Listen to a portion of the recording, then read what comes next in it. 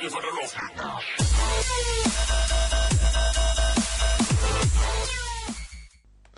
alle sammen, velkommen til en tutorial, hvor jeg viser i dag, hvordan I laver jeres helt egen Minecraft-server. Først så skal vi have noget, der hedder Hamachi. Hvis du ikke har Hamachi, så kan du ikke, så skal du til at åbne for dine porte for adgang til, at folk de kan join din server. Og da det er sådan, der er mange, der ikke kan finde ud af det, så er det ikke i den her video her, for den er meget noob-friendly. Men her der kan I se, at gemmer vi lige filen. Downloader den. Så skal vi ind på Minecraft, deres side. Download. Så downloader vi den, der hedder her under multiplayer server. Der kan I se, at det er sådan en lille exe-fil. Ja. Gemmer vi den.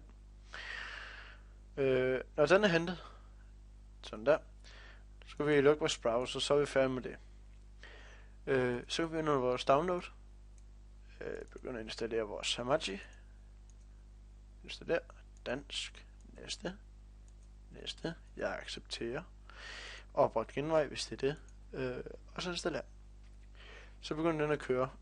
Der kommer godt nok en lille pop-up lige om lidt med at den skal installere et netværksdriver her. Vi ser hvad er der mere indebærer. Det kan vi se, hvis jeg er til, fordi den skal jo have en sted, hvor den kan køre sit eget netværk, kan man sige.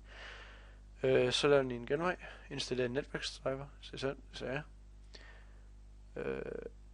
Og så, når vi har gjort det, så skal vi til at gøre den klar. Vores lille fine Hamachi, kør Hamachi, starter nemlig den op. Lige sætter det fine login her. Så kommer det først. Tak fordi du installerede Hamachi. Klik på tænd-knappen. Så vi tænder. Så skal vi angive et navn. Det er hvad jeres computer vil hedde. Jeg hedder bare Gamer PC, fordi det er min gamer det her. Så begynder den lige at teste sådan med IP og penge og hvad IPv4-adresse, hvad du skal have.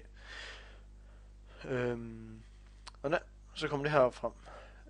Så vil du oprette et netværk. Så kalder du noget for, jeg er lige glad. Bare et eller andet random noget, jeg har kopieret for noget tid siden til kode. Oprette netværk. Og se det her. Så det er det, dine venner de skal join, når det er, at I skal spille på serveren. Og så også huske den kode, der også er til. Den kan du så slå fra ved at højreklikke på den. Valg adgang. Kræver adgangskode, så de kan klikke den væk. Og så OK. Så nu kan alle være det, der har navnet, join den her. Nu skal vi til selve serverdelen.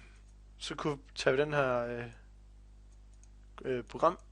serverprogram herud, og så putter vi en mappe for den. Kalder bare MC for Minecraft. Går ind i mappen, og så kører vi den. Fjerner den her spørgetid her, fordi den er irriterende. Så kan vi se her. Og nu begynder den simpelthen at lave en verden. Når den har gjort det, så siger den done. Men serveren er ikke online lige nu. Den kører lige nu på lokal netværk. Det gør den, når den kører på den der stjerne. Det vi gør, det er, at vi lukker den nu igen. Programmet. Og så kan I se, her der er en sådan server properties. Den skal vi lige redigere. Jeg bruger Notepad++ til det her. I kan bruge hvad som helst. Så går vi ind på Hamachi. Se her, så højreklikker vi her. Kopier IPv4 adresse. Putter vi under server IP. Indsæt den. Gamer. Luk. Og start. Så begynder den. Og så kan I se, den er klar med world på IP'en. Det der. Og det er survival. Det er sådan set det. Så har jeg lavet Minecraft server, der kører online. Så er det bare at få dine venner ind på, og så kan de spille på serveren. Helt simpelt og nemt. Og det er hurtigt. Hvis du kunne lide det her, så lige giv et like, abonner. Skriv en kommentar, hvis du har nogle problemer.